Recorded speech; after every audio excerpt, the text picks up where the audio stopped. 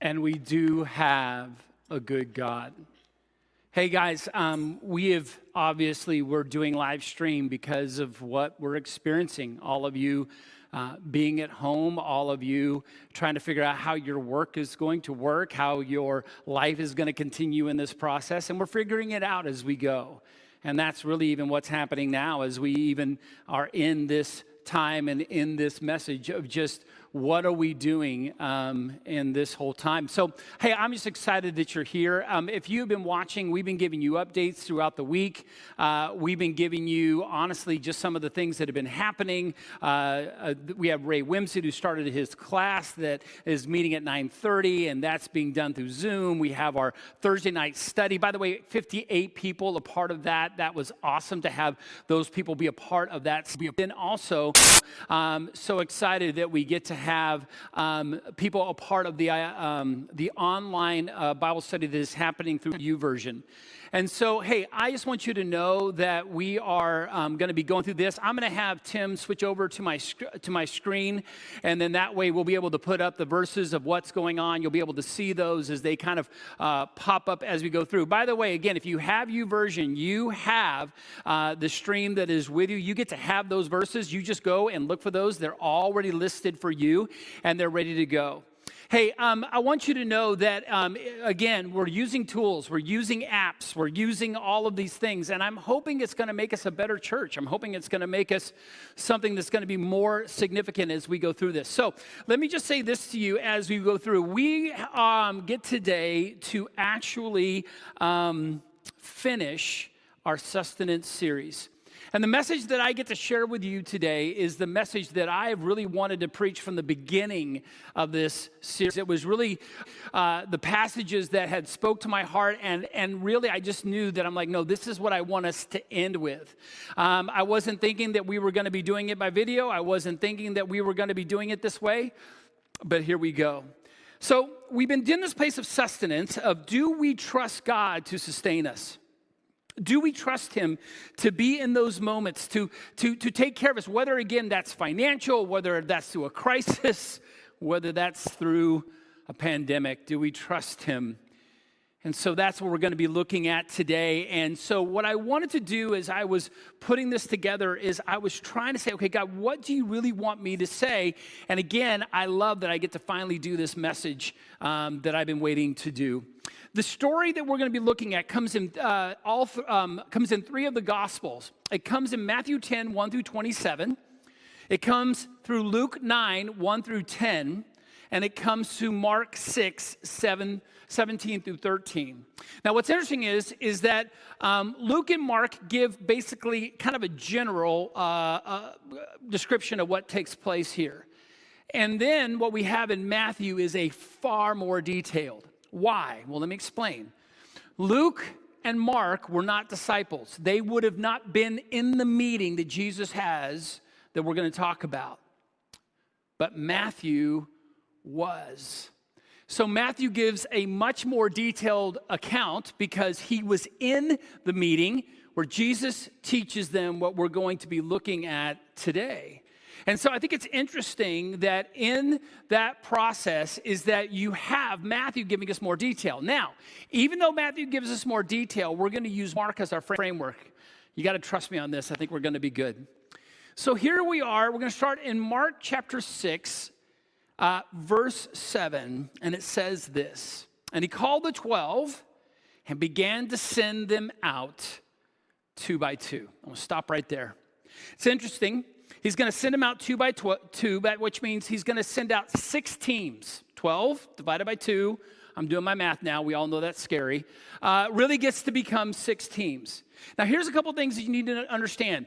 It is not that Jesus just got his disciples together and then sent them out. They have been journeying with him. They've been watching him do ministry. They've been watching him teach. They've been watching him heal. They've been watching this process. And so it has been really interesting. If you look through Scripture, you will see it is the epitome of Jesus going, hey, come watch me do ministry.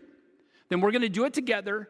And then I'm going to release you to go do ministry. That is what is happening with Jesus in this process. And so in that, what happened is he called the 12 and began to send them out 2 by 2. And again, not alone. I think one of the things that we could do very, very much in a manner in which it's not meant to be is to do this thing alone. We're not called to do it alone. We're not called to do this thing called ministry or life or walking with God alone. There is this need, and so he breaks them up. We don't know the order. We don't know who got to go with who. We just know that he sent them out 2 by 2. And he gave them authority over the unclean spirit. So as he sent them, he goes, look, you have power. You're going to be able to speak into this. And so I wanted you to see that. Verse 8, he charged them to take nothing for their journey except a staff, no bread, no bag, no money in their belts. This is why I wanted to talk about this in this Sustenance series. He takes these 12 and he sends them out with basically nothing. You don't get to take a bag. You don't get to take extra money. You don't get to take anything. You get to take a staff. That's about it. And this is what you're going to do. Now, I want you to know that as he explained that to them, those apostles, that would have become their worry. What, no money? Nothing extra? I don't get to take anything with me? What is this all about? This is on-the-job training. This is him saying, hey, I want you to do this, but you need to know this. I have you. You can trust me. I got this, and I sustain you. So when he sends them out with nothing. Look what goes on. He says this, but to wear sandals and not put on 2 tunics. They don't even get to take an extra. It's like, nope, the tunic you have, your sandals, staff, go. Now, for those of us that like to pack, you go on vacation and you have 6 bags that are rolling behind you, this sounds crazy. What? You get to take just your tunic and a staff, but there is something so significant that he's trying to teach them through this.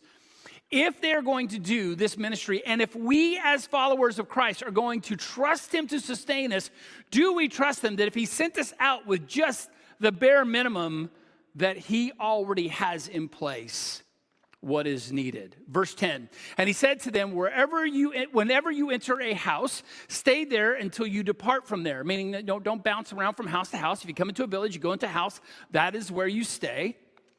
And if in any place will not receive you and will not listen to you when you leave, shake off the dust that is on your feet as a testimony against them. So if you come into a village and you're trying to say, hey, the kingdom of heaven is near and we're coming with the authority of Christ, and they don't receive you, they just shake off the dust and walk, right? Shake it off for all you people who care about that. Now, in that, what we have is that they are saying, look, this is your journey. Your job is to go proclaim that this kingdom is coming. And so they're kind of the heralds that are going out, but he also gave them authority. And by the way, they're able to heal and they're able to teach. But I want you to remember, probably as each group went off in their different directions, maybe one went north and one went south and one went east and one went west, and they kind of figured out their routes. The 2 of them probably spent the beginning part of that journey talking about the fact that they had nothing. Like that was probably their focus. Like he really sent us out of here with nothing. I mean, we got a staff and we got our sandals and a tunic. This is all we have. That probably was the focus as they began, because that was what was right in front of them. That was going to be the thing that they were going to be thinking about. And then they got there, and they got to the first village, and they began to do what God had called them to do through Jesus Christ. Here we go.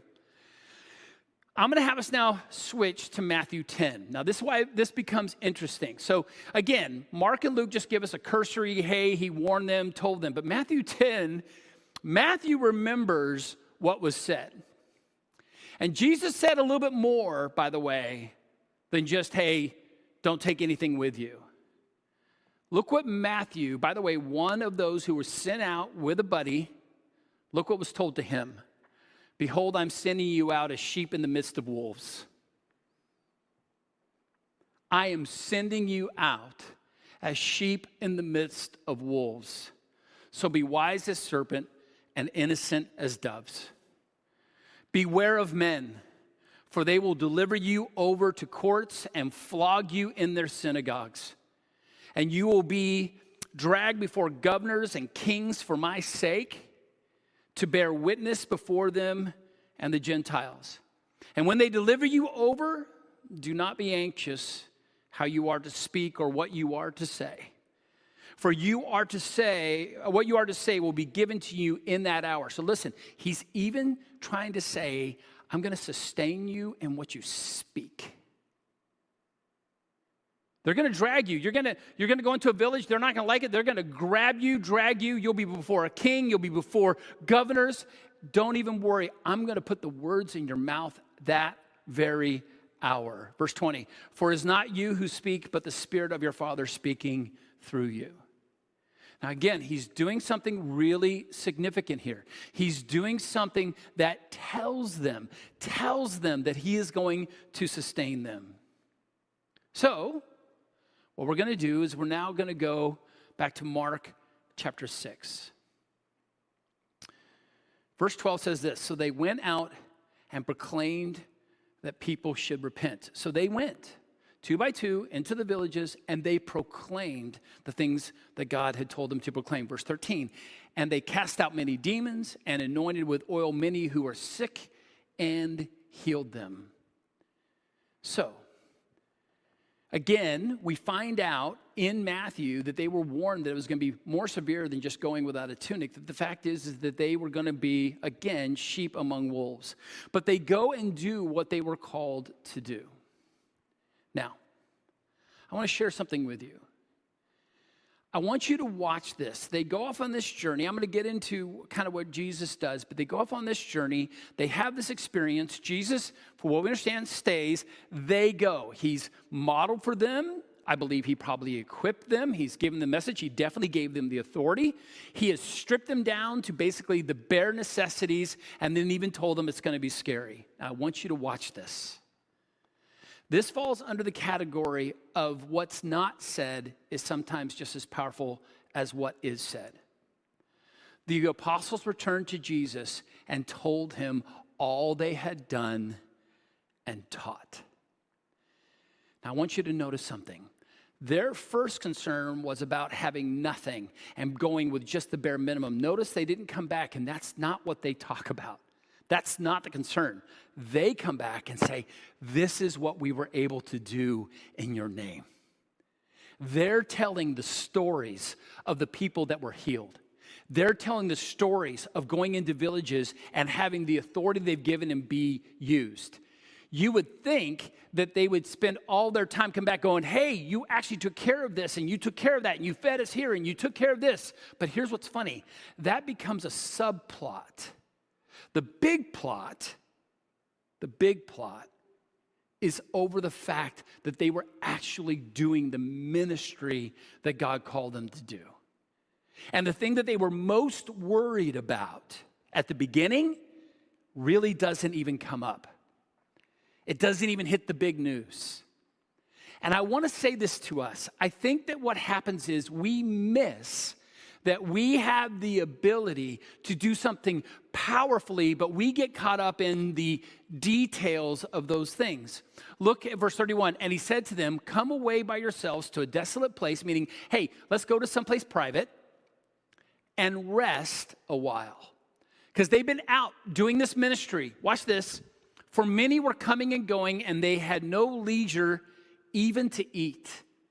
So they're like coming back and they're pumped and they want to tell Jesus all that has just happened. Every group, they've been talking about this. Hey, do you see what happened in that village? Do you see what happened in that village? And he goes, yeah, I get it. We're going to come over here. You guys need to rest a little bit. You've really been putting yourselves out there and you need to eat. He's taking care of them in this moment.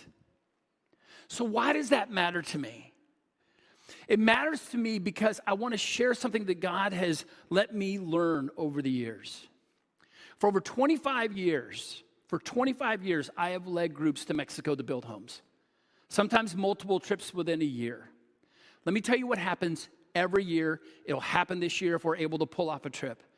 I'll have meeting after meeting talking about logistics.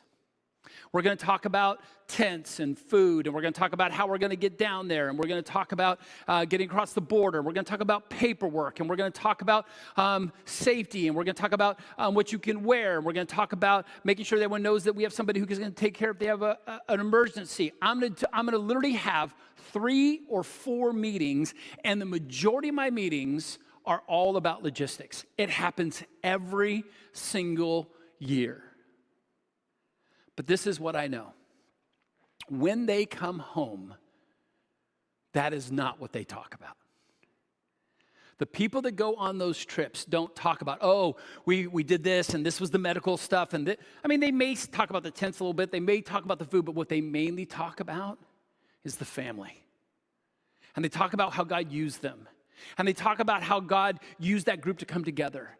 And they talk about how God did something powerful in them. And the logistics that were all the worry before we left become an afterthought once we get back.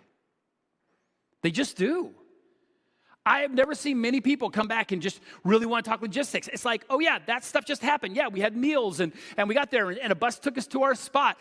They may talk about the fact that maybe a vehicle broke down or something happened, but the majority of the time when I hear people come back, they don't come back and talk logistics, even though we spend so much time doing that before we go. So why do I bring that up to you?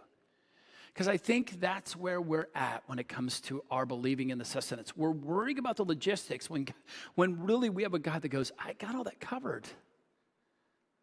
I can sustain you. I can take care of you.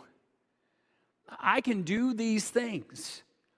What he wants to get us to is the actual moment of being in the village, being on the trip, having the experience, walking with people, because that's where things are happening, not in the logistics of it all. Yes, you got to get on a plane or get on a bus or get in a car, and all of that's got to happen. But once that's over, it's the subplot. It's not even the thing that's the most significant. And I think that many of us are caught not getting to experience what God has for us because we're stuck in this place of logistics because we can't believe that he's going to do all of these things. We can't believe he's going to come through. And so what happens is we miss it.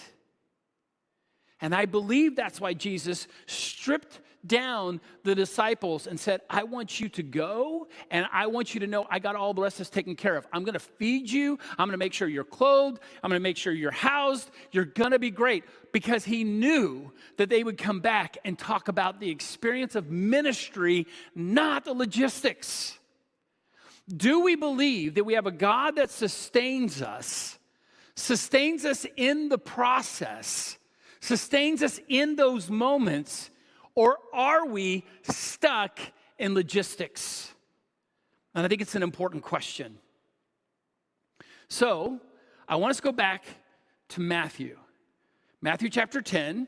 I want us to start in verse 26. Now, by the way, if you have YouVersion, I put all the scriptures there. You can read through this at your leisure, but I'm just going to jump through for time to specific verses. Look what he says. He has told them, by the way, I'm sending you out as sheep in the midst of wolves. But watch this. So have no fear of them. He is telling these groups, so Matthew had his partner, whoever that was. Maybe it was Andrew or maybe it was Simon, but the reality is he has his partner.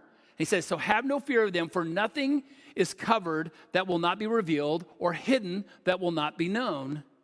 What I tell you in the dark, say in the light. So these times around the fire when he talked to them about the kingdom, tell it to everybody. And what you hear whispered, proclaim on the housetops. And do not fear those who kill the body but cannot kill the soul. See, right now in this coronavirus, we're worried about that which can kill the body. And he's saying, guys, no. The soul is where it's at. The soul is what you got to worry about. And the soul is where you find life.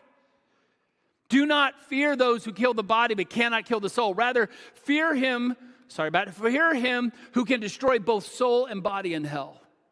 See, the thing is his concern is much more about eternity than what happens in these momentary times that we have here on earth. And he says this, are not two sparrows sold for a penny, and not one of them will fall to the ground apart from your Father? Folks, God is fully aware of what's happening. He knows that that you're being sequestered in your house. He knows that these things are happening. He sees what's happening with the shortages, and he gets all of that. Listen, if two sparrows fall to the ground, he's aware. And it goes on to say this, but even the hairs of your head are all numbered. Folks, he cares about every detail about you. He is watching you. None of this is missing. But notice it started with, do not fear. Fear not, therefore, you are more valuable than many sparrows. And so I'm coming to you again with a message that says, do not be afraid. We have a God that wants to sustain us.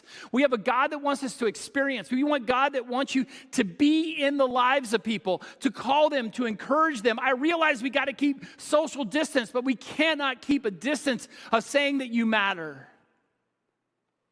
So everyone who acknowledged me before men, I will also acknowledge before my Father who is in heaven.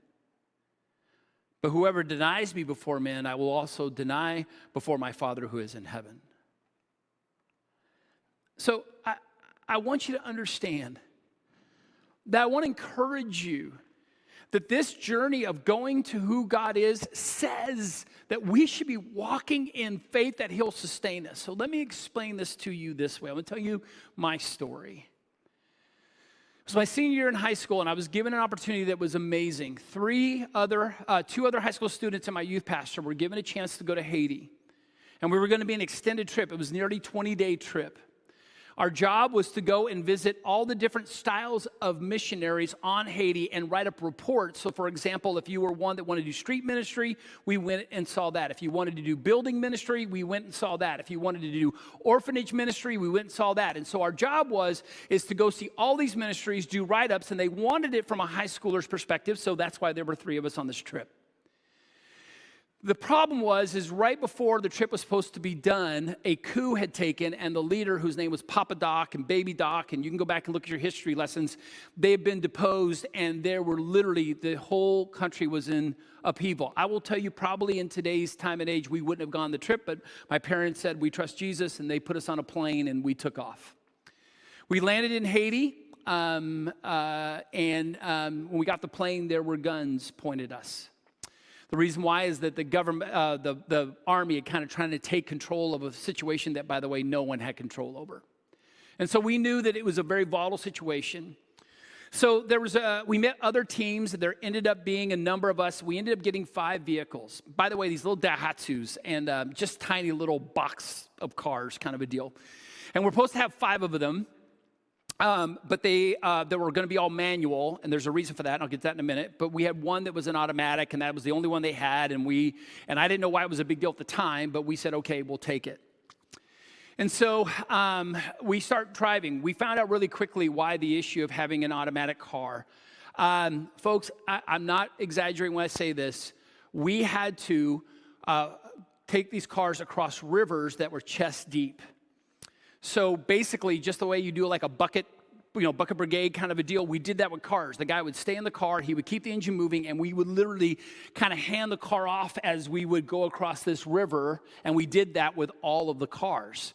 And again, there would be water that would get in, but again, our job was they could not drive through. You had to lift them up and carry them and hand them off to the next person, and then you waited, and the next car came, and the whole time the river was kind of trying to push you down.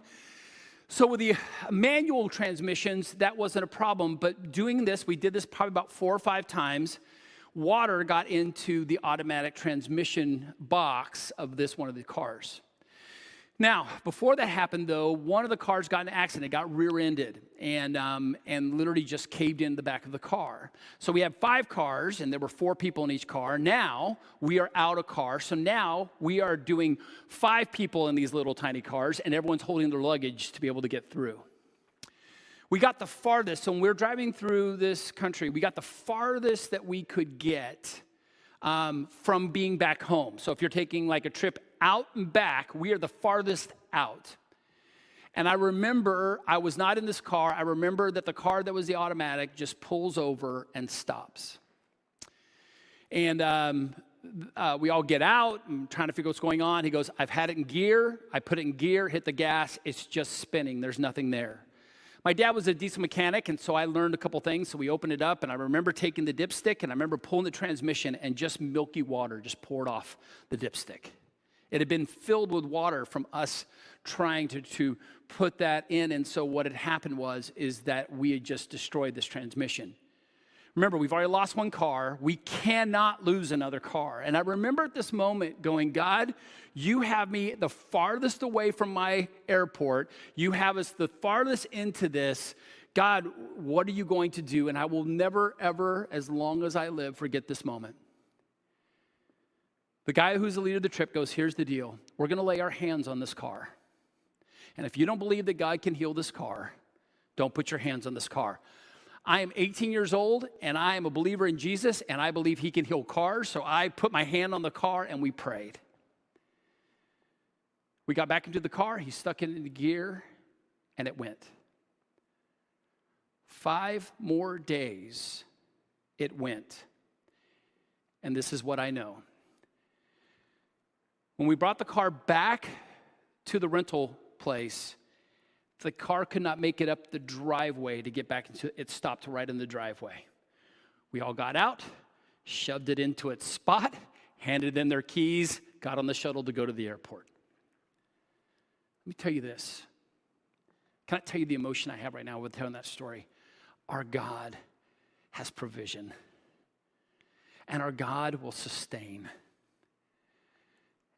And our God will take care of all of these things. But here's the deal.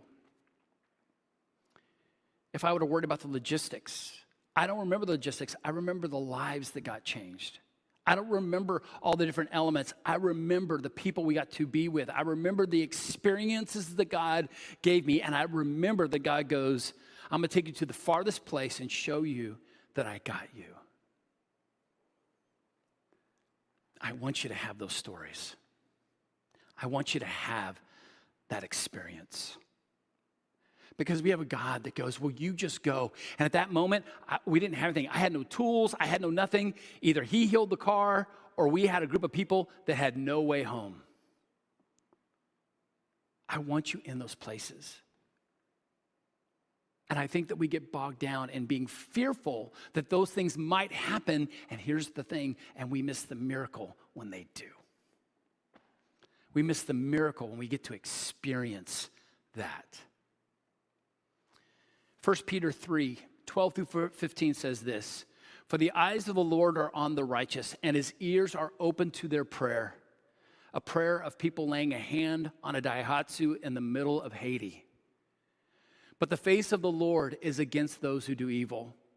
Now, who is there to harm you if you are zealous for what is good? Now, who is there to harm you? If we are doing good, really, honestly, majority of the time, no harm comes to us. But watch what happens. But even if you should suffer for righteousness' sake, watch this.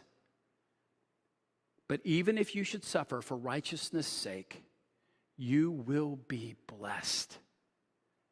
So even in this situation we're in, he goes, I can bless you even if there's a time of suffering, even if you meet someone and from this maybe you get COVID-19. There can be a blessing that comes out of it. You could be someone who blesses a nurse or a doctor. You could be someone who has a story that encourages people. Watch this. Have no fear of them nor be troubled. I want us to be people that know that God sustains us.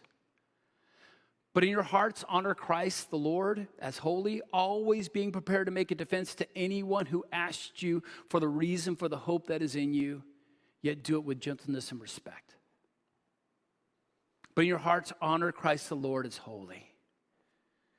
So, again, Jesus sends out the 12. They come back. They're ecstatic.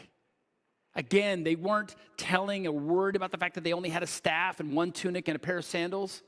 Because they saw God show up. They saw food come before them. They saw shelter. They saw those things. And I just want you to experience them as well. Let's go back to Matthew chapter 10. And whoever does not take his cross and follow me is not worthy of me. Because this is what he's saying. I already have all your provisions. I've already got you taken care of. I know what you need, and when you go here, I have someone there to take care of you. I have someone there to feed you. I have someone there to help, but you got to take up your cross and follow. Whoever finds his life will lose it, and whoever loses his life for my sake will find it. You will find it in trusting him to provide. Whoever receives you receives me, and who receives me receives him who sent me. Whoever receives you, I'll tell you one more story in a minute about that. The one who receives a prophet because he is a prophet will receive a prophet's reward. And the one who receives a righteous person because he is a righteous person will receive a righteous person's reward. And whoever gives one of these little ones, now he's talking about the disciples as his little ones, a cup of cold water because he is a disciple, I say to you, he will by no means lose his reward. So let me tell you this part of the trip to Haiti. The farthest that we got in was to go into what was their jungle. I remember we left the cars and we hiked for what, as I remember now, hours. I can't remember, but I know we got to this place, and it was this little village, and I was being told that they hadn't seen white kids like me before, and so that was fun. And then something blew my mind. This village handed us this basket of fruit. Now, by the way, I'm 18 years old. I'm into hamburgers and burritos. Fruit's not the favorite thing, right? And so my face was like, oh, thanks for the fruit. And then the leader looks at me and says, Jeff, this is their food for the entire week. And they're giving it to you. He goes, do not take the blessing away from them. And he read this passage. And whoever gives one of these little ones a cup of cold water because he is a disciple, truly I say to you, he will be by no means lose his reward. He goes, look, I don't know what's going to happen when we leave. I just know this. They've given to you out of their heart, and when we leave, God's going to bless them. And if you don't receive it, they don't get the blessing. They are excited to be able to give because you've come to love them. You've come to serve them. And you need to receive this. I remember I took a couple of mangoes and I put them in my bag, and other people took a couple of other things. But listen to me. In my heart as I stand here today, I believe that after we left, somehow God blessed that village. Because he had provision that I can't even see. Folks, God will put people in our lives, even people that we can't even, who can bless us with provision if we'll just go on the journey and know that he has planned that. Now, in Matthew, once he sends them away, this is what we find out what Jesus does. When Jesus had finished instructing his 12 disciples, he went on from there to teach and preach in their cities. So Jesus kind of stays in the cities where he's around, teaches and preaches, and sends them off. Matthew doesn't talk about their return. Only Luke and Mark talk about the return when they come back, and they're so ecstatic. But Matthew tells us of the depth of what it looks like that we would be someone who would go and trust him for provision. Now, here's what's interesting. So Jesus sends out the 12. Remember, this has always been a ramp up. It was Jesus, and he showed the 12 what to do, and then he blesses the 12, and then he sends out the 12. And by the way, there was a group that was watching the 12. And then when we get to Luke chapter 10, verse 1, we read this. After this, the Lord appointed 72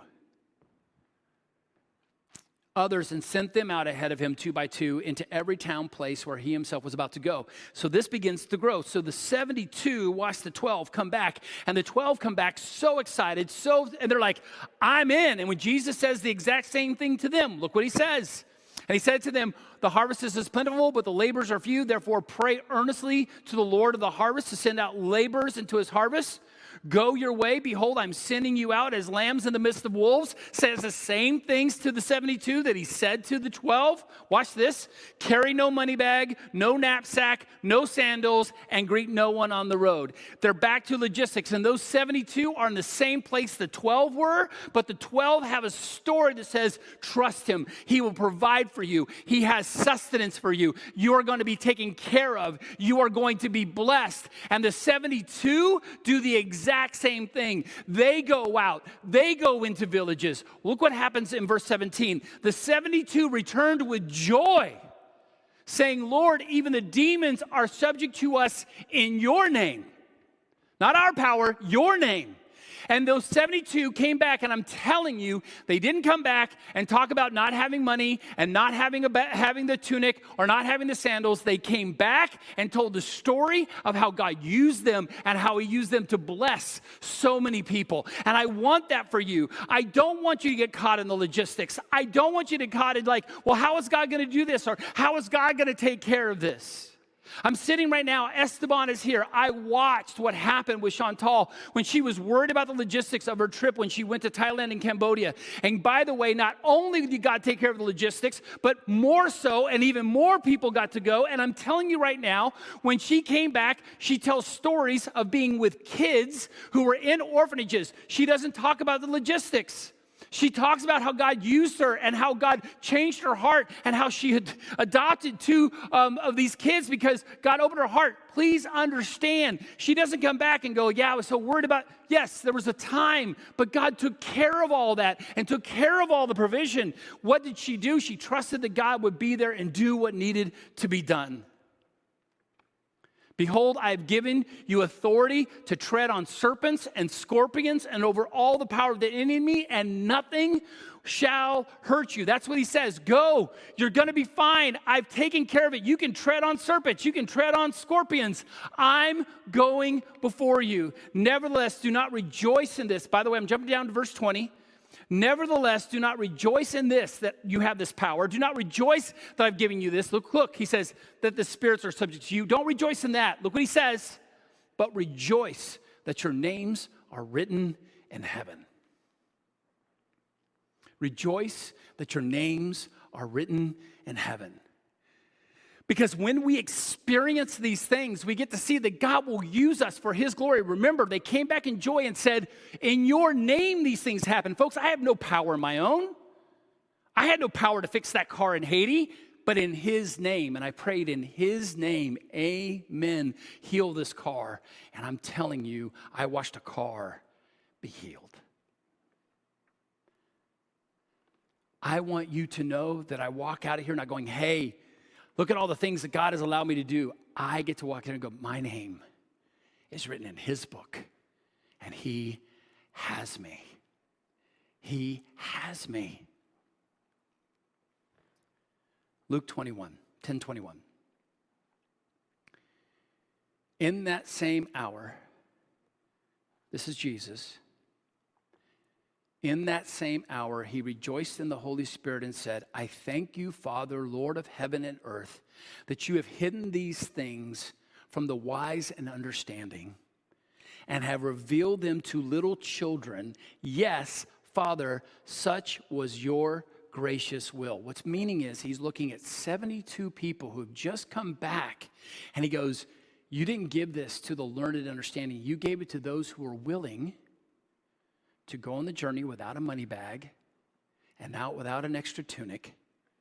And because of that, you opened their mouths to tell your story, and you sustained them and took care of them. And now you have all of these people that know how powerful you are, and they're giving you the glory.